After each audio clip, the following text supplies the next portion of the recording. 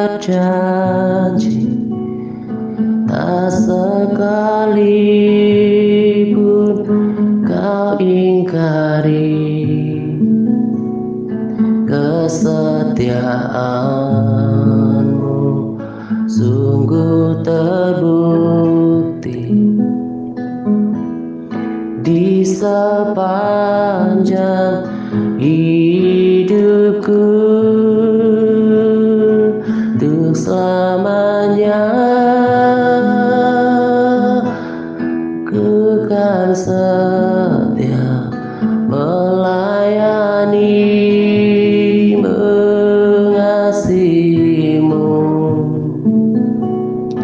Tiada Tuhan sepertimu, Yesus. Kau Allahku yang setia. Kaulah Tuhan yang berjanji tak sekalipun kau ingkari kesetiaanmu sudah terbukti di sepanjang hidupku untuk selamanya. Ku kan setia melayani, mengasihimu. Tiada Tuhan sepertimu, Yesus. Kau Allahku yang setia.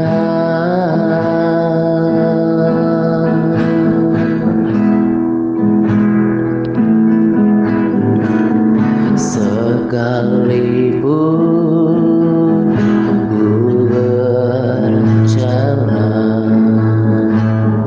dalam lembah gelap,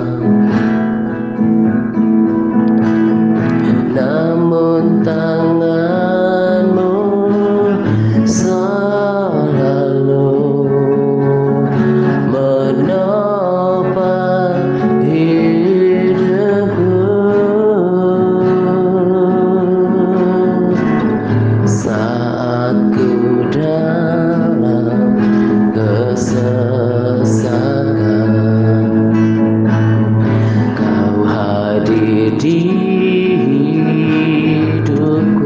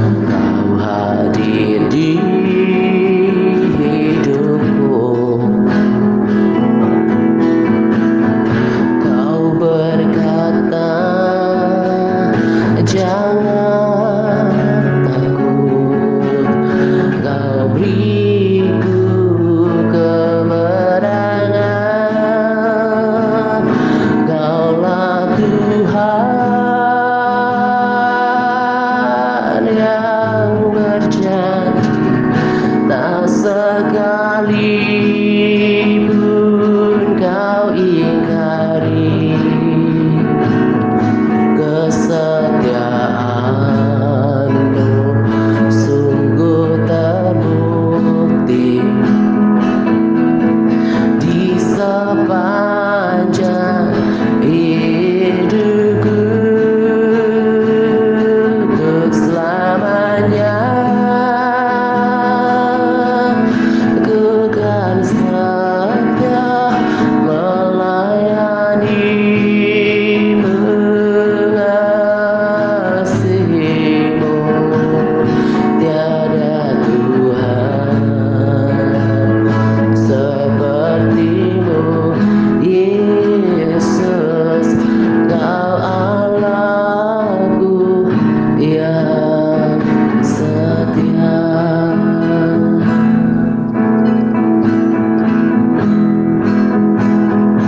Kaulah Tuhan yang berjanji tak sekalipun kau ingkari kesetiaanmu, sudah terbukti di sepanjang hidupku. Untuk selamanya bukan setia melayani, mengasihimu. Tiada Tuhan sepertimu, Yesus. Kau Allah yang super setia. Tiada Tuhan sepertimu, Yesus. Oh, tiada yang seperti Engkau, tiada yang sama seperti Engkau. Tiada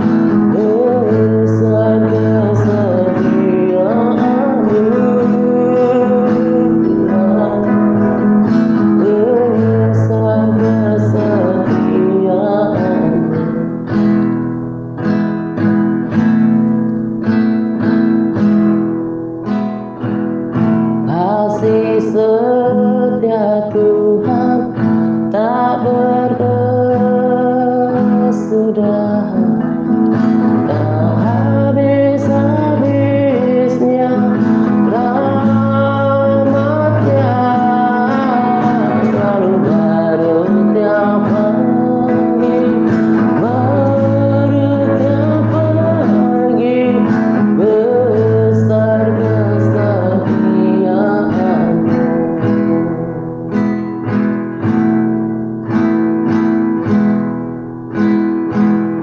Kasih setia Tuhan tak berkesudahan, tak habis-habisnya rahmatnya, selalu baru tiap pagi, baru tiap pagi, besar kesetiaanmu,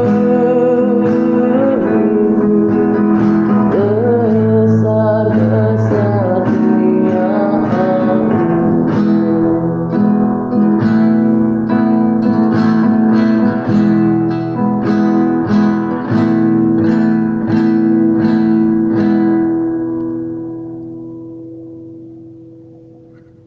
Shalom Pata dan sahabat-sahabatku yang terkasih di dalam nama Tuhan Yesus Kristus, dalam rumah rohani kita The Rapture Church.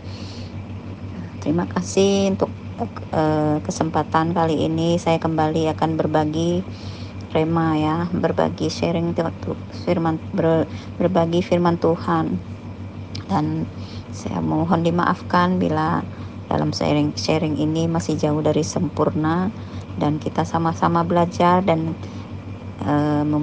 kita sama-sama saling memotivasi ya, memotivasi kerohanian kita agar lebih bertumbuh, lebih dewasa lagi setiap harinya ya. Mau terus kita mendalami firman Tuhan agar kita tambah hari, tambah diberi mengerti, diberi paham apa yang menjadi isi hati Tuhan, apa yang menjadi tujuan kita dalam menjalankan kerohanian kita di dalam bumi, di dunia ini ya.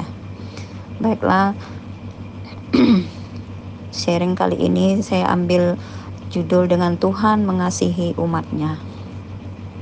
Dan firmannya saya ambil dari 1 Yohanes 4 ayat 10. Inilah kasih itu, bukan kita yang telah mengasihi Allah, tetapi Allah yang telah mengasihi kita dan yang telah mengutus anaknya sebagai pendamaian bagi dosa-dosa kita. Jadi ayat di atas mengatakan bahwa Allah Bapa yang mengasihi kita duluan, di mana tadinya kita telah divonis menjadi umat yang berdosa atas pemberontakan kita. Dan umatnya ini ya kita ini yang ada di dunia ini tadinya patut mendapat hukuman, tetapi kita bisa dibebaskan dari hukuman tersebut melalui anaknya yang tunggal, yaitu Yesus Kristus, sehingga kita boleh mendapat tiket keselamatan. Bagi siapa yang percaya kepada Yesus Kristus yang telah berkorban di kayu salib, maka dia akan selamat. Itulah dasar keselamatan yang diberikan Tuhan kepada kita, kepada umat-umatnya. Kasih Allah Bapa yang bersifat karunia ya, karunia yang diberikan kepada kita, diberikan secara cuma-cuma, secara gratis kepada kita. Tetapi apakah itu berarti bahwa kasih Tuhan itu tanpa harga? Sama sekali tidak ya. Kasih ilahi bukanlah murahan, kasih Allah itu bukanlah murahan ya. Memang diberikan secara cuma-cuma, tetapi bukan karena tidak berharga, melainkan karena Yesus sendiri yang telah membayar harganya buat kita. Jadi bila kasih yang Tuhan berikan tersebut tanpa harus membayar harga dengan apa yang telah Yesus tebus di atas kayu salib.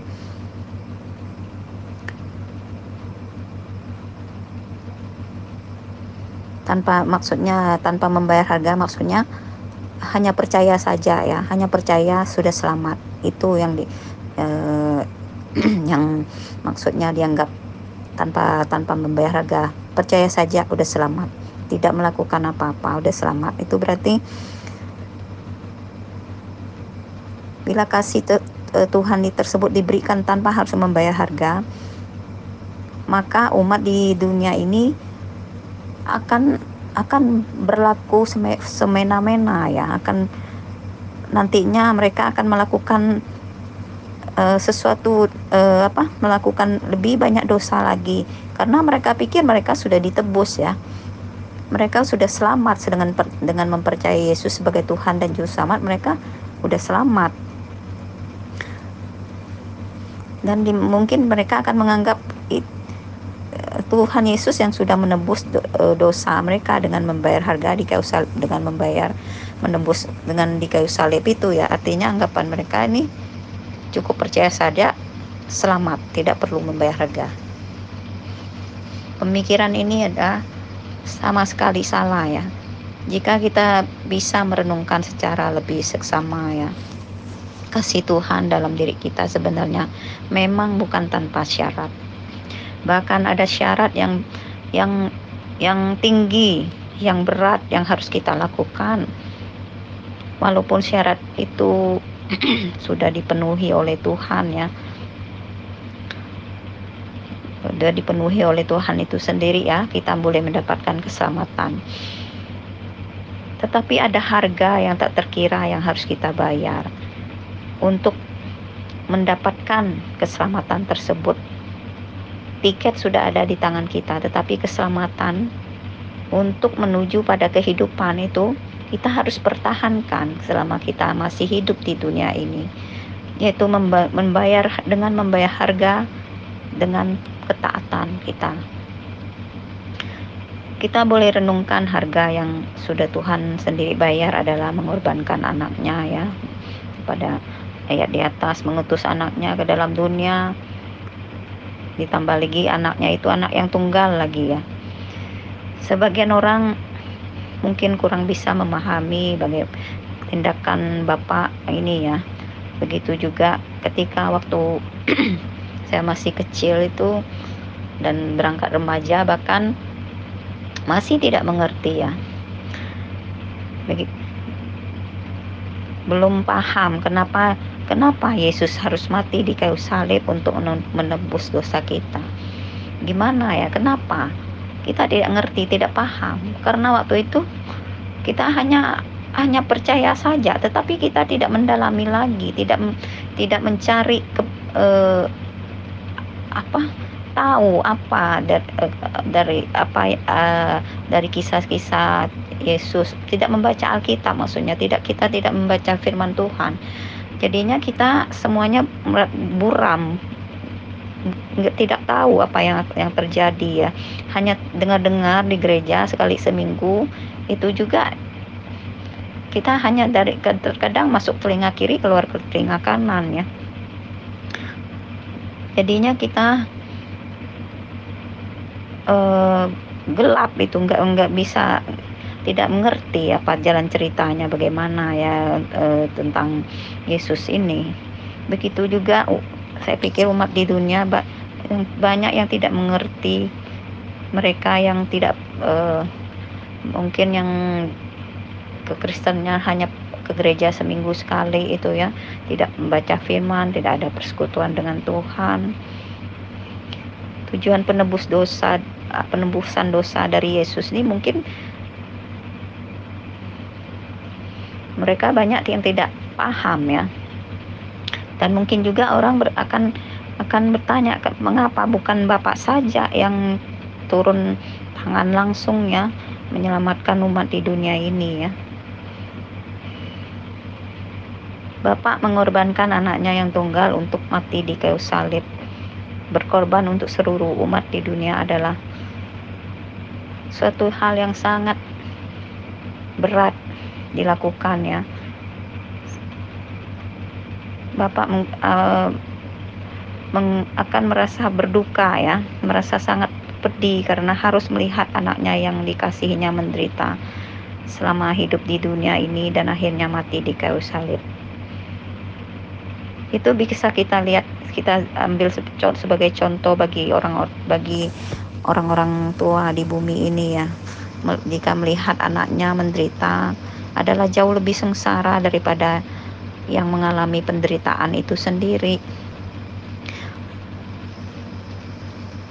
Banyak orang tua akan memilih dirinya yang sakit daripada menyaksikan anaknya yang sakit ya. Apa yang dialami bapak itu sama pedihnya dengan yang dialami anak. Dan itulah harga dari kasih yang Bapak berikan kepada kita. Dari besarnya harga yang dibayar, jadi seharusnya lah kita dapat mengetahui betapa dan memahami ya betapa seriusnya dosa itu ya. Jikalau dosa adalah persoalan yang sepele, jikalau ada cara lain untuk mengatasi dosa tersebut, untuk apa Allah Bapak perlu mengorbankan anaknya ya. Inilah yang mungkin banyak orang-orang dunia yang tidak paham dan tidak mengerti. Juga kita waktu dulu ya yang belum taat, kita benar-benar sebelum kita benar-benar mengerti apa makna dan tujuan pengorbanan Yesus di kayu salib tersebut. Tuhan sudah tahu ya kedepannya dunia ini akan dikuasai oleh si jahat, dan banyak orang yang tinggal di dalamnya yang tidak hidup di dalam Tuhan akan terjerat ya dan meninggalkan Tuhan. Jadi betapa seriusnya jeratan dosa yang akan menimpa umat-umat di bumi ini, di mana perkara-perkara dunia dan keegoisan pribadi sendiri, mereka yang mengesampingkan pengorbanan dan keberadaan Tuhan Yesus dalam hidup mereka.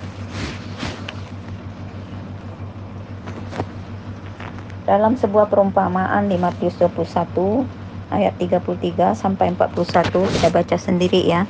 Dikisahkan bahwa seorang tuan sudah berkali-kali mengirim pekerjaannya untuk menyelesaikan urusan di tempat kerja ya. Upaya itu tidak membuahkan hasil.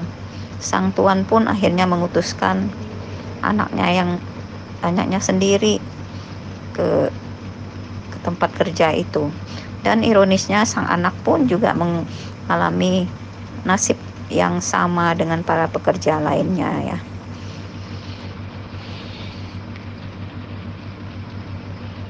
Jadi ayat di atas juga adalah perumpamaan bagaimana kasih Bapa itu kepada umat di bumi ini, yang Dia yang mengutus anaknya agar umat di bumi ini boleh berbalik dari segala dosanya, menghasilkan buah, mengembali dan seperti ayat di atas, mengembalikan tuaian yang baik buat sang pemilik ya. Jadi dari besarnya harga yang dibayar, kita telah mengetahui betapa kasih Tuhan Bapa yang di surga kepada kita ya, dan pengorbanan Yesus di kayu salib. Allah Bapa kehilangan anaknya demi untuk mendapatkan kita. Sebuah transaksi yang sangat berat sebelah ya.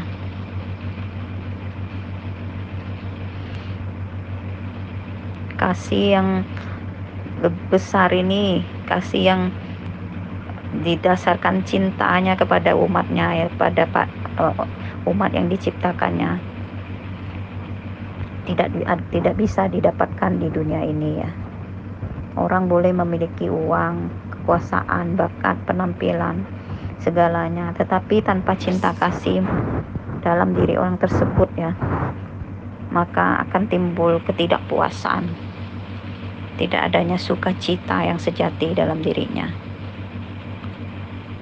Hatinya masih kosong. Dia mungkin memiliki banyak orang-orang yang di sekitarnya yang memperhatikannya, Tetapi orang-orang di sekitar itu belum tentu ya mempunyai kasih yang murni terhadap dirinya ya. Maksudnya kasih murni itu rela berkorban untuk orang tersebut bila dia menghadapi sesuatu yang menghadapi masalah atau bagaimana ya.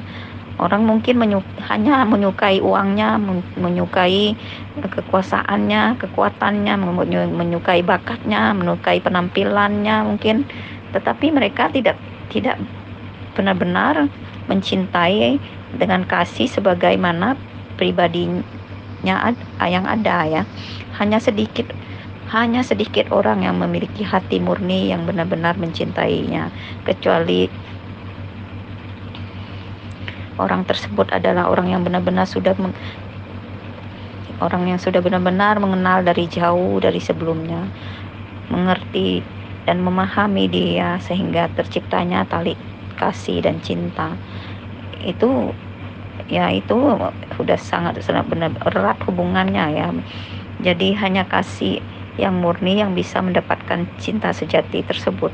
Kasih yang diberikan cuma-cuma itu sangat susah mendapatkan di dunia ini ya. Bahkan tidak ada ya. Semua cinta ya, cinta lainnya bisa salah dan bisa berubah yang ada di dunia ini. Segala seperti kekayaan, kekuasaannya, bakat, ketampanan, kecantikan, semua yang ada yang bersifat jasmani ini bisa berubah dan akan hilang ya. Dan cinta yang semu juga di dunia ini akan hilang nantinya. Hanya kasih Tuhan yang nyata, yang tidak berubah. Kasih Tuhan kepada umatnya di dunia ini, yang mencintai umat-umat ciptaannya terlebih dahulu. Juga bukan karena kita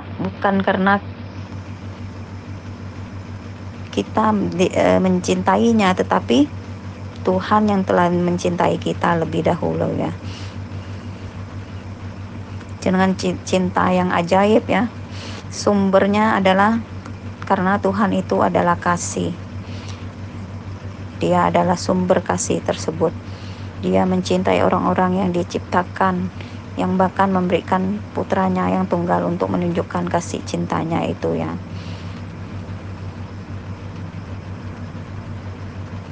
Seperti dalam Yohanes 3 ayat 16 mengatakan,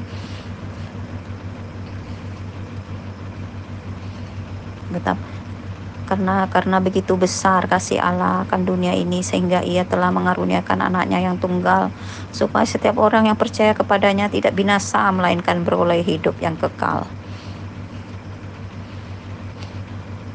Ya, betapa besarnya kasih yang dikaruniakan Bapa kepada kita, sehingga kita boleh disebut anak-anak Allah. Orang yang percaya dan menuruti perintah dan mentaati perintahnya bisa disebut anak Allah ya. Anak-anak Allah adalah orang yang bisa disebut anak-anak Allah ialah karena berbeda dengan anak-anak dunia ya. Dunia tidak mengenal anak-anak Allah. Seperti dalam 1 Yohanes 3 ayat 1 sampai 3 mengatakan, lihatlah betapa besarnya kasih yang dikaruniakan Bapa kepada kita sehingga kita disebut anak-anak Allah, dan memang kita adalah anak-anak Allah. Karena itu dunia tidak mengenal kita, sebab dunia tidak mengenal Dia. Dia ini tidak mengenal Tuhan ya, tidak mengenal Bapa, tidak mengenal Yesus. Saudara-saudaraku yang kekasih, sekarang kita adalah anak-anak Allah, tetapi belum nyata apa keadaan kita kelak. Akan tetapi kita tahu bahwa apabila Kristus menyatakan dirinya, kita akan menjadi sama seperti Dia, sebab kita akan melihat Dia dalam keadaannya yang sebenarnya. Setiap orang yang menaruh pengharapan itu kepadanya menyucikan diri sama seperti Dia yang adalah suci. Jadi berbagai manfaat dan berkat karunia yang Tuhan sudah berikan kepada kita di kehidupan ini ya, dan juga di kehidupan yang akan datang, yang Tuhan sudah sediakan bagi kita yang mau menjadi anaknya, menuruti perintahnya dan hidup dalam terang kasih-Nya. Tuhan yang mencintai kita, mencintai umatnya yang dahulu, Tuhan juga mencintai kita yang sekarang, dan akan terus mencintai kita di masa yang akan datang. Itulah mengapa kita juga harus belajar dan mau mendekat kepada Tuhan, agar kita juga boleh mencintai Tuhan, agar cinta Tuhan itu, cinta kasih Tuhan kepada kita itu tidak bertepuk sebelah tangan ya. Tuhan tahu hati kita. Tuhan akan merasakan dan bisa melihat bila cintanya itu disambut dengan baik. Selain itu, kita juga merupakan karunia dan kebahagiaannya, anugerah ya, bila anugerah yang luar biasa bila kita bisa menikmati dan mencintai kasih Tuhan tersebut, di mana akhir zaman ini ya, tidak banyak orang yang bisa merasakan kasih Tuhan dalam hidupnya karena mereka terpuruk dalam masalah, apalagi di masa pandemi. Dalam 2 tahun lebih ini banyak orang-orang yang merasa terpuruk ya.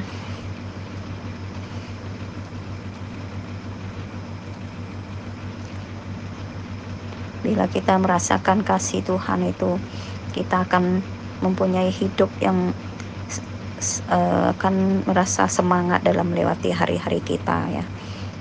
Kita akan merasa lebih berharga dalam diri kita ya.